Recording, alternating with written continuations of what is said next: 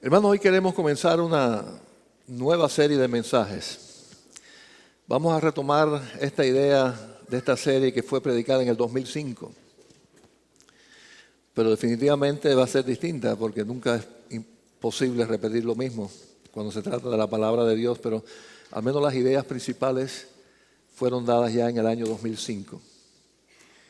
Vamos a estar recordando que el Señor Jesús no solamente vino a morir por nuestros pecados, resucitar dándonos esperanza de vida eterna, sino que también vino a vivir y a mostrarnos vida, lo que realmente es vida. Ahora, en ese proceso de la vida de Cristo, Él sufrió varias experiencias muy difíciles.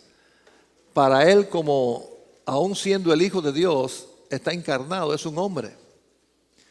Es un hombre en muchos sentidos como tú y como yo. Quiere decir que estaba expuesto al dolor y a muchas experiencias difíciles que Él estuvo dispuesto a hacer. Y esas experiencias definitivamente nos van a servir a nosotros cuando tengamos que pasar por situaciones similares, que de hecho las vamos a pasar. Esta vida es difícil. Esta vida tiene momentos de alegría, pero tiene momentos de tristeza. Tiene momentos de abundancia, pero tiene momentos de escasez. Tiene momentos de salud y tiene momentos de enfermedad. Tiene momentos muy lindos de estar unidos, pero tiene momentos muy tristes de estar dispersos y de perder seres queridos y perder amistades. Y todo eso es parte de la vida. Sin embargo, qué especial saber que el Señor Jesús sabe por lo cual estamos pasando. Pero no solamente porque lo sabe, porque es Dios y lo sabe todo, sino que lo experimentó en su propia piel. Porque el Señor tuvo piel, igual que nosotros. Precisamente esa piel que fue desgarrada por latigazos, tuvo manos que fueron clavadas en una cruz, tuvo un cuerpo, tuvo emociones que les hizo llorar y sufrir. Al tener todo eso, Él pasó por esto. Y hay un texto en la Biblia, en el Antiguo Testamento, ahí en Isaías 53:4, que fue parte de la lectura que se tuvo al principio del servicio, donde vemos que el Señor dice que llevó nuestros dolores, llevó nuestras enfermedades y sufrió nuestros dolores y enfermedades. Y eso nos recuerda que realmente Él recibió algo que Él no merecía, porque Él nunca pecó, que nosotros sí merecíamos, pero que realmente Él sí la sufrió. Mi interpretación de ese texto, y yo sé que quizás muchos de ustedes no concuerden conmigo, pero respeto sus opiniones, pero yo no creo que el Señor está diciendo ahí que Él llevó nuestras enfermedades físicas, que Él llevó nuestro catarro, nuestra tuberculosis, nuestro cáncer. Y yo sé que muchos de nosotros han usado, declarado que somos sanos de alguna enfermedad porque ya Cristo llevó nuestras enfermedades en la cruz. Yo realmente no interpreto así ese texto. Lo cierto es que los cristianos, a pesar de que Cristo llevó nuestras enfermedades, nos seguimos enfermando. Creo que si eso hubiera sido, interpretáramos el texto así, pues el momento que fuéramos cristianos ya más nunca nos daría ni catarro. Cristo nos da vida eterna. Creo que el texto lo que está diciendo ahí, que todo lo que nosotros merecíamos, todas nuestras culpas, todas nuestras miserias, todo lo que esta carne merece, Él la llevó por nosotros en la cruz, recibiendo el castigo de nuestro pecado. Por consiguiente, Él es la medicina para todo, pero sobre todo en el aspecto espiritual.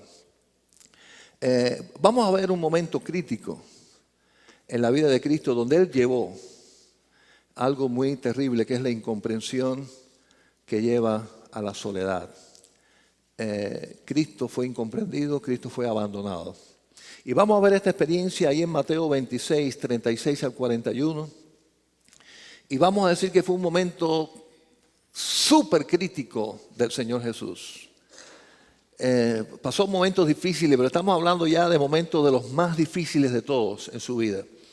Y cómo Él enfrentó esa situación y que nos ayude a nosotros a saber que si tenemos que pasar por algo similar, ¿cómo fue que el Señor Jesucristo enfrentó esa situación? Vamos a ver ahí, hermanos, les invito a buscar en Mateo capítulo 26, versículo 36 al 41. Mateo 26. Y vamos a leer primero ahí hasta el versículo 39, donde vemos la necesidad que estaba pasando el Señor. Dice, entonces llegó Jesús con ellos a un lugar que se llama Getsemaní. Y dijo a sus discípulos, sentaos aquí, entre tanto que voy allí y oro. Y tomando a Pedro y a los hijos de Zebedeo, comenzó a entristecerse y a angustiarse en gran manera. Entristecerse y angustiarse nuestro Señor. Entonces Jesús les dijo, y aquí está la necesidad de Cristo, del Cristo hombre, que está sufriendo, que está angustiado, que está entristecido. Mi alma está como muy triste hasta la muerte. Quedaos aquí y velad conmigo. Estoy tan triste, estoy angustiado hasta la muerte. No quisiera estar solo en este momento. Necesito de la presencia de ustedes, mis amigos, mis discípulos, mis hermanos. Yendo un poco adelante, se postró sobre su rostro, orando y diciendo, Padre mío, si es posible, pase de mí esta copa, pero no sea como yo quiero, sino como tú. Así que estamos hablando de un gran dolor, de un gran momento de crisis, en cierto sentido, al punto que el Señor se está atreviendo a decirle al Padre que si fuese posible, que no tomase esa copa. Quiere decir que no tuviese que pasar por la experiencia que ya está a las puertas, que ya está por llegar. La experiencia de verse traicionado por uno de sus discípulos, la experiencia de verse entregado, vejado, juzgado con mentiras, crucificado en una cruz como un ladrón, torturado, abandonado por el Padre, y definitivamente yo creo que esa era la peor situación que él veía que le iba a pasar, que Dios el Padre lo iba a abandonar en la cruz para hacerle pagar por los pecados nuestros. Y al ver todo eso, toda esa carga, toda esa situación que estaba por pasar, él estaba totalmente conmovido, estaba adolorido y está pidiéndole a Dios en necesidad, si es posible, pasara de él esa copa, que no tuviera que pasar esa experiencia, pero en tu voluntad. Y creo que Cristo sabía cuál era la voluntad del Padre, que era que sí pasara por eso. Para eso mismo Él nació, para eso mismo Él vino a este mundo. Pero está en una situación de crisis y dice, estoy muy triste hasta la muerte. Y en esa situación pide el apoyo de su gente. Pide el apoyo de aquellos que estaban cerca de Él. Definitivamente nosotros quizás nunca tengamos que experimentar algo tan terrible, pero sí pasamos por momentos que necesitamos la presencia de alguien con nosotros, ¿sí o no? De nuestros hermanos o de nuestra familia, de nuestra esposa, de nuestro esposo, de nuestros hijos, de nuestros amigos, de alguien que nos acompañe porque estamos en dolor solos. Estamos a punto o pasando una crisis, estamos sufriendo y necesitamos quizás no alguien que venga a darnos un sermón, pero alguien en donde depositar nuestra cabeza y llorar. O que llore con nosotros. Que se haga presente, que esté ahí. Así que esa es la experiencia de Cristo. Eso es lo que el Señor está esperando. Es lo que el Señor está pidiendo. Ahora, ¿qué fue lo que pasó? Y vamos a ver el versículo 40. Y dice, vino luego a sus discípulos y los halló durmiendo. Y dijo a Pedro, ¿así que no habéis podido velar conmigo una hora? Así que el resultado de su súplica y de su petición fue ignorancia, ignorarlos. Fue no comprender en ese momento lo que realmente el Señor estaba pasando y quedarse allí con Él, estar con Él. Y en estas palabras del Señor Jesús, en esta pregunta del Señor Jesús, ¿no habéis podido velar conmigo una hora? Yo creo que ahí el Señor está abriendo su corazón de cómo Él se siente. Pasé por esto, sudé gotas de sangre, por toda la carga que va a venir sobre mí, y tuve que pasarlo solo, a pesar de que se los pedí, a pesar de que les pedí que estuvieran conmigo. Ustedes lo que hicieron fue dormirse, no pudieron velar conmigo de una hora. Y eso fue lo que el Señor está expresando con esta pregunta: no han podido estar conmigo de una hora, ni un tiempo. Ahora, ¿qué reacción tuvo el Señor además del dolor? El dolor de haberse sentido solo, el dolor de ver que sus discípulos no estuvieron con Él. Le dio un berrinche allí, empezó a recordarles todo lo que Él había hecho por ellos. Le dijo: ustedes no me sirven como discípulos, voy a buscarme a otros. Quizás empezó a contarles las historias de cómo el Señor hizo algo maravilloso en cada uno de ellos. Les echó en cara los milagros que Él le había hecho. Les había echado en cara el apuro que los sacó cuando estaban en aquel barco hundiéndose en medio del mar, y el Señor vino y los rescató. Les sacó en cara todo lo que Él había hecho por ellos, o les sacó en cara inclusive lo que Él iba a hacer por ellos. Yo estoy a punto de ser muerto en una cruz por ustedes, porque ustedes son pecadores, no yo. Y estoy dispuesto a hacerlo. Dios me va a abandonar en esa cruz. Voy a ser castigado, voy a ser clavado, voy a ser vituperado, voy a ser burlado. Todo eso lo voy a hacer con ustedes, y ustedes son capaces de estar conmigo ni una horita. ¿Qué clase de discípulos tengo? Prefiero enemigos que ustedes. ¿Diría eso el Señor? Bueno, que dijo el Señor está en el versículo 41. Su reacción está en el versículo 41. Bueno, su primera reacción fue de dolor. No han podido estar conmigo, fue de tristeza. Pero después no vino juicio. Fíjense cómo dice el versículo 41. Velad y orad para que no entréis en tentación. El espíritu a la verdad está dispuesto, pero la carne es débil. Así que la respuesta del Señor Jesús a esos que no estuvieron con Él ni una horita, a esos que se durmieron, a esos que no le escucharon, a esos que no le comprendieron en lo que Él estaba pasando, fue animarlos para que reaviven su vida espiritual. Velad y orad para que no entréis en tentación. Los está animando. Les está animando a que ellos crezcan espiritualmente a partir de esa experiencia que están pasando. Los está animando porque les está diciendo: ustedes van a pasar por la misma experiencia que yo. Y posiblemente ustedes también lo dejen solo. Quizás, no sé. Quizás no estén con ustedes las personas que ustedes quisieran que estuvieran. Tienen que estar fortalecidos para ese momento de su vida. Velad y orad para que no entréis en tentación. Y aquí está el Señor no tomando espíritu de juicio, sino espíritu de compasión.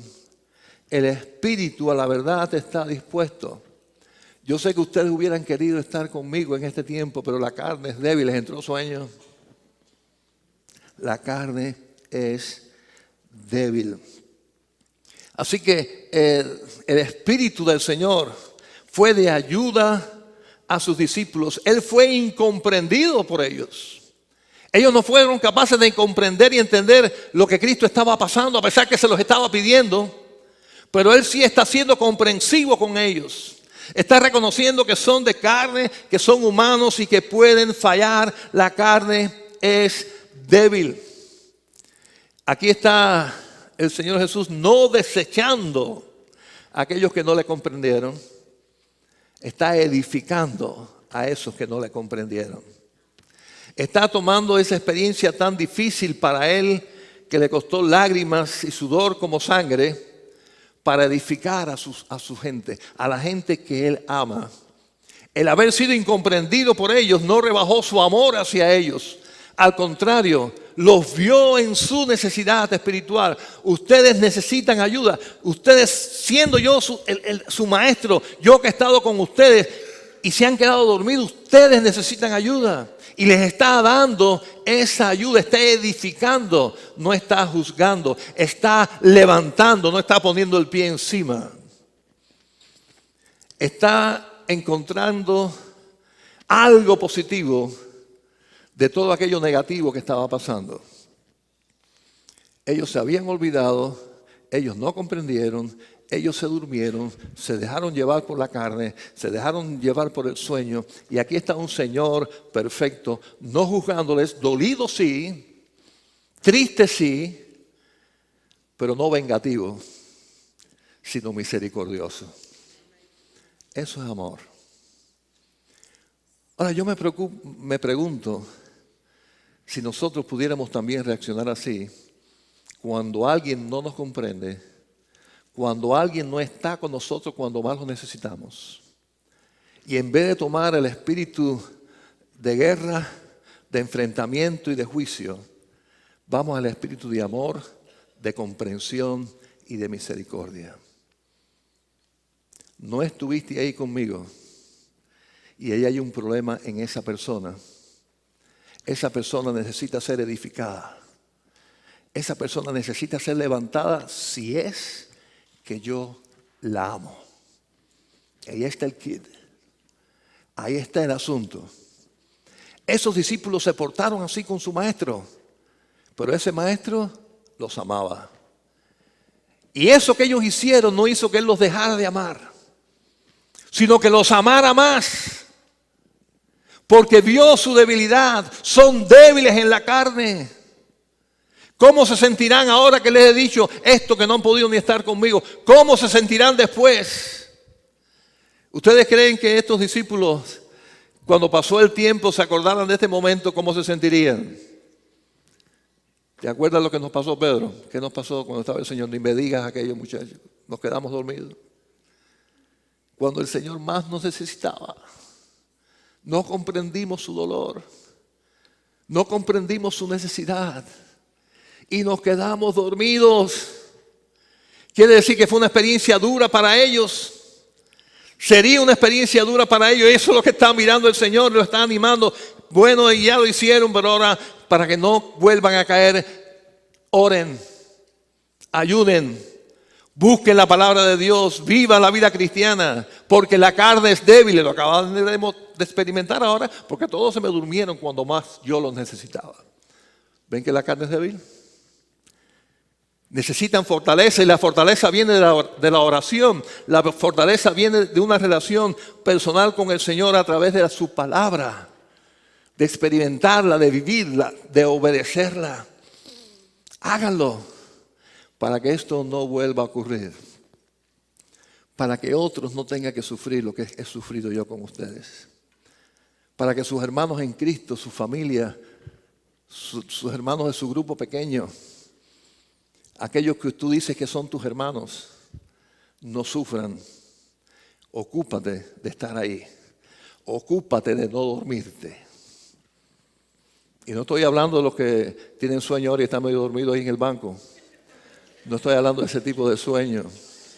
Estoy hablando del sueño de no tener los ojos abiertos para ver la necesidad de mi hermano cuando más lo necesita. Los ojos abiertos del corazón para poder descubrir y reconocer que hay hermanos alrededor nuestro que están solos, que están sufriendo, que necesitan mi ayuda. Tener los ojos abiertos y que la carne no nos gane, que la comodidad no nos gane. Y para eso el Señor nos está animando. Ahora, ¿habrán personas que tomaron esto de ejemplo de Jesús y lo hicieron, lo pusieron en práctica? Claro que sí. Hay un ejemplo muy interesante que fue el apóstol Pablo con sus hermanos de la iglesia de Corinto. Una iglesia cabezona, una iglesia fuerte en muchos aspectos. Cuando digo cabezón quiero decir testarudos, ¿ok? Testarudos. Versículo 2 de Corintios capítulo 2, por favor. Comenzando en el versículo 5. Esta es una iglesia que el mismo apóstol Pablo había formado en uno de sus viajes misioneros. La iglesia de Corintio era parte de la vida del apóstol Pablo. Fue creada con sangre, con sudor y con lágrimas de parte del apóstol. Era la niña, parte de la niña de sus ojos. Era la iglesia que el Señor había permitido que en su apostolado fuera formada y una iglesia ya organizada. En esa iglesia habían problemas morales de pecado. En esa iglesia habían divisiones entre ellos. Uno decía, yo soy de Pablo, yo soy de Apolo. Había división entre estos hermanos. Había mal uso de los dones espirituales, aquello se había convertido en una competencia de supuestos dones espirituales, sin que nadie entendiera ni tan siquiera lo que ellos estaban hablando y pasando allí. Todas estas cosas fueron parte de la preocupación de Pablo hacia ellos, y para colmo, al final algunos estaban poniendo en duda el apostolado de Pablo, porque él no era de los 12 apóstoles. Quiere decir que en aquella iglesia había de todo que podía causar tristeza a un pastor. En este caso el apóstol Pablo, a quien había comenzado esa iglesia. Dice en el versículo 5, pero si alguno me ha causado tristeza, no me la ha causado a mí solo, sino en cierto modo, por no exagerar, a todos vosotros. Quiere decir que lo que pasaba en contra de él no lo tomó personal. Reconoce que en una comunidad como la iglesia de Jesucristo, cuando hay un dolor, cuando alguien está haciendo algo mal hecho, eso es algo colectivo, es una tristeza, es un problema de todos. Y hay que tratarlo de esa manera. Este es el cuerpo, la iglesia es el cuerpo de Cristo. No podemos decir, ese dedo chiquito que me tengo la uña enterrada no me interesa porque eso es la uña en pie. Es tu cuerpo y te duele. Sí que duele. Y tratas de curarlo. Así ve el apóstol Pablo el problema de cuando existía ese problema, que él se sentía era incomprendido, era rechazado en cierto sentido, sus enseñanzas, su ejemplo, dejado a un lado por algunos, no por toda la iglesia, por algunos. Y él está mirando el asunto en ese espíritu, no de juicio, no de condenación, sino de solución. De solución para edificación. Así que no le dio la perreta tampoco el apóstol Pablo y empezó a decirle cosas a ellos allí. Parece esta mentira después que yo me dediqué a ustedes tantos años. Tú que estabas perdido, tú que mira por donde andabas, que eras un borracho, tú que estabas haciendo esto y lo otro y ahora vienes con eso. No tomó esa actitud. Fíjense cómo dice el versículo 6. Y hablando de la persona específica donde que estaba creando problemas, dice, le basta a tal persona esta reprensión hecha por muchos. Así que al contrario, vosotros más bien debéis perdonarle, ¿qué dice? Y consolarle. A chismoso consolarle, échalo fuera. Para que no seas consumido, para que no sea él, para que esa persona no sea consumido de demasiada tristeza. No está ocultando el pecado, pero está buscándole una solución para bien del pecador, para el que cometió el error. Por lo cual dice, os ruego que confirméis el amor para con él. Él se portó mal, él ha hablado mal de mí como apóstol, él ha hecho mal las cosas. Confirméis el amor para con él, porque también para este fin os escribí, para tener la prueba de si vosotros sois obedientes en todo. Parece que él dijo, a este lo van, si no lo crucifican, lo van a llevar pero hasta la tabla. Y él está intercediendo por esa persona, por el que habló mal de él, por el que hizo mal las cosas, está intercediendo por él, está preocupado por él. Dice, y al que vosotros perdonáis, yo también, porque también yo lo he perdonado. Si algo he perdonado por vosotros, lo he hecho en presencia de Cristo. Para bien de todos, para bien de la iglesia, porque Él falló, yo lo perdono para bien de todos ustedes, para que el espíritu de amor y no de juicio sea el que reine. No se trata de juzgarnos unos a otros, encontrar los defectos unos a otros, porque a fin de cuentas los vamos a encontrar. Porque perfecto aquí no hay nadie. Pero cuando hay este error y cuando hubo esta incomprensión y cuando esto trajo dolor al corazón del apóstol Pablo y posiblemente algunas lágrimas, su reacción es de amor por su iglesia, de amor por su hermano, aun cuando ha fallado. Porque es muy importante el versículo 11.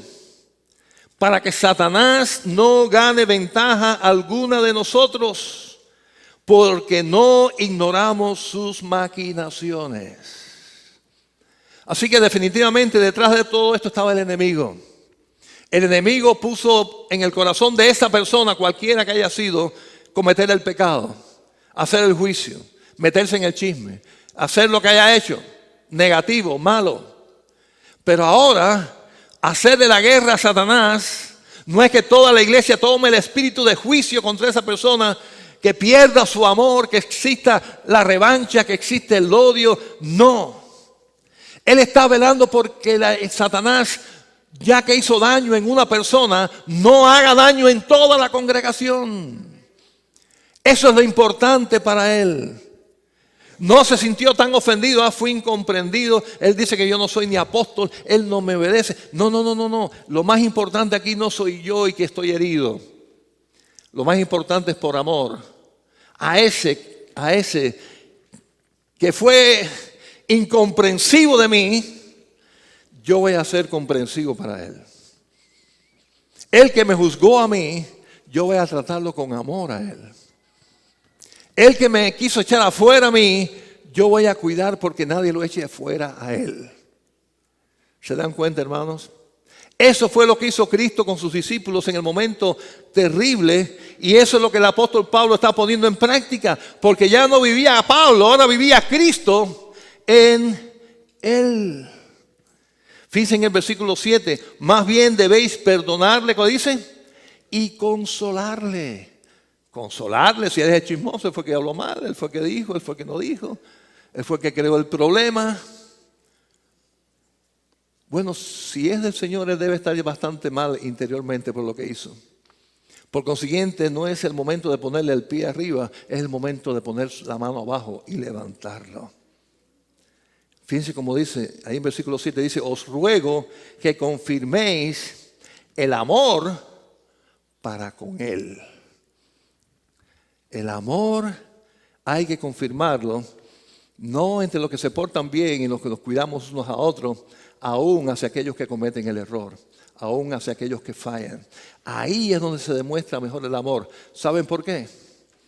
Porque así se demostró el amor hacia cada uno de nosotros. ¿Quién de nosotros no puede decir, hermanos, que el Señor nos ha perdonado? ¿Cuántas veces? ¿Tiene un número cualquiera ahí? 1000 veces. Él nos ha perdonado a nosotros cada vez que la hemos fregado. Cada vez que le hemos desobedecido. Cada vez que hemos pensado lo que no debimos de haber pensado. Cada vez que hemos actuado de espaldas a la voluntad de Dios, el Señor ha tenido misericordia de nosotros, nos ha amado, nos ha levantado, nos ha comprendido, aunque nosotros le hayamos en algún momento traicionado. Eso es el amor. Leí esta ilustración que es cierta. Esto fue en Turquía. Esta pareja llevaban 21 años de casado, pero ya dijeron hasta aquí. No te aguanto más. Y se divorciaron. El hombre no quería estar solo, quería casarse otra vez. Dijo, pero yo no voy a cometer el error que cometí la otra vez. Esta vez voy a usar la tecnología. Y se metió en un lugar por internet donde tú pones ahí todo lo que tú piensas, todo lo que tú crees, tus gustos, todas las cosas. Y de una forma tecnológica y moderna, buscan a la persona que pegue más contigo, que sea la persona idónea, perfecta para ti, conforme a tus gustos. Habían 2000 personas en la data. Puso sus datos allí. Y al fin de las 2000 personas salió una persona. Ya saben quién era, ¿verdad? La ex. La ex. Se había puesto también en el programa. Hermanos, ¿qué demuestra eso? Que es verdad. No era problema de compatibilidad, era problema de amor. Tú amas a una persona con todos sus defectos y estás dispuesta a echar el resto de tu vida con esa persona. Amén. Eso es matrimonio. No va a ser perfecto, nadie es perfecto. Ni tú eres perfecto, ni esa persona es perfecta. Pero hay amor. Cristo nos ama como somos, hermanos. Y como somos, nos murió por nosotros en la cruz. Y como somos, nos perdona cuando sinceramente pedimos perdón. Amén. Ese es Cristo. Es incomprendido, fue incomprendido, pero Él ama, Él se entrega. Y aquí no estamos hablando ahora de Cristo, estamos hablando de un cristiano, como tú y como yo, que estuvo dispuesto a tener ese espíritu a favor del hermano que lo rechazó, a favor del hermano que no lo comprendió, a favor del hermano que lo juzgó, a favor del hermano que actuó mal. ¿Y por qué le está pidiendo esto? ¿Por qué está pidiendo en el versículo 7 que lo perdone, que los consuelen, que confirmen el amor hacia Él? Porque ese es el amor cristiano. Eso es lo que debe reinar en la vida de la iglesia de Cristo. El amor del Señor, que cuando somos incomprendidos, respondemos con el amor de Jesucristo. Y podemos hacerlo porque por mucho que nosotros pasemos, por mucho que podamos sufrir, por mucho que podamos ser incomprendidos por otros, escuchen esto, el Señor siempre va a estar con nosotros. Lo que dijo Cristo en la cruz, Dios mío, ¿por qué nos has desamparado? Eso lo sufrió Cristo para que tú y yo no lo sufriéramos.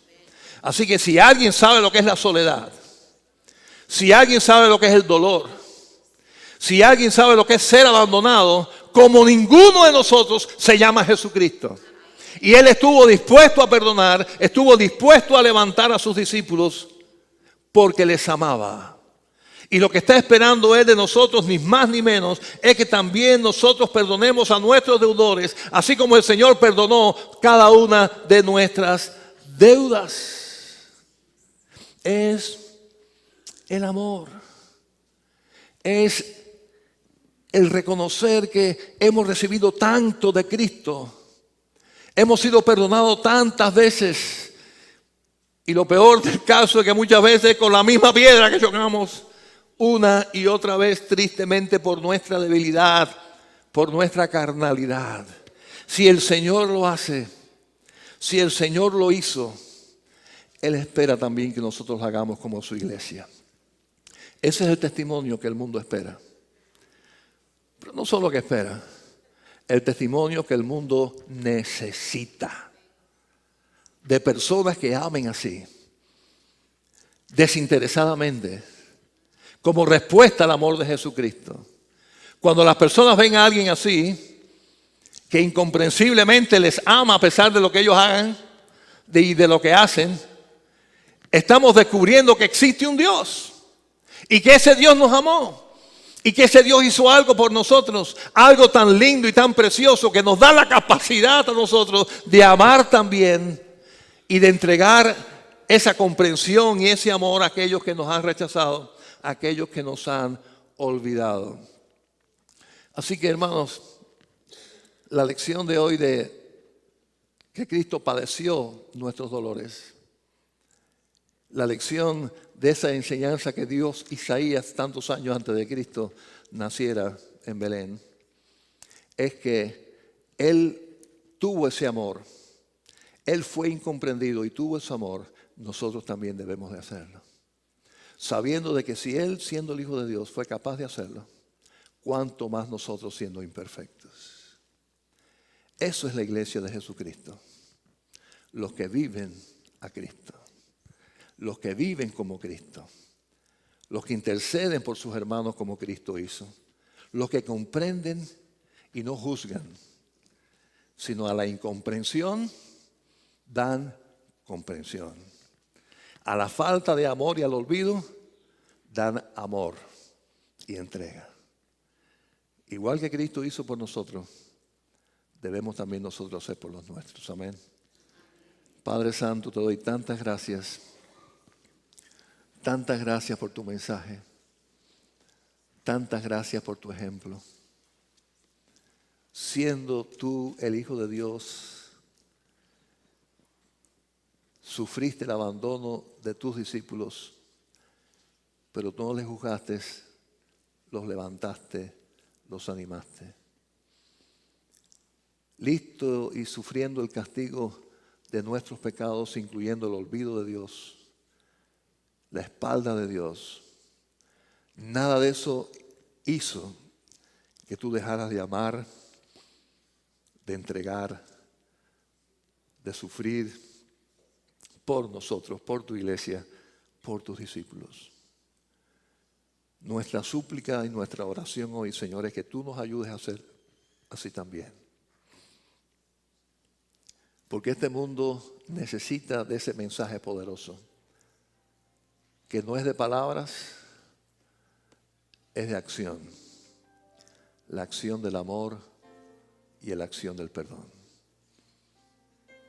Ayúdanos, Señor, para que aquellos que te hemos conocido y que tenemos el Espíritu Santo con nosotros, maduremos espiritualmente para que el fruto del Espíritu se manifieste en nuestras vidas. Y ese fruto comienza con amor. Que amemos como expresión principal de que tenemos realmente al Espíritu Santo con nosotros. No para expresiones emotivas, sino con expresiones reales de amor y de entrega, que fue lo que tú hiciste con tu iglesia, que hiciste con cada uno de nosotros. Ayúdanos, Señor, a amar como tú amaste, cuando seamos incomprendidos como tú fuiste incomprendido. Cuando alguien nos deje solos, tener tu amor y tu actitud. Te lo pedimos en Cristo Jesús. Amén.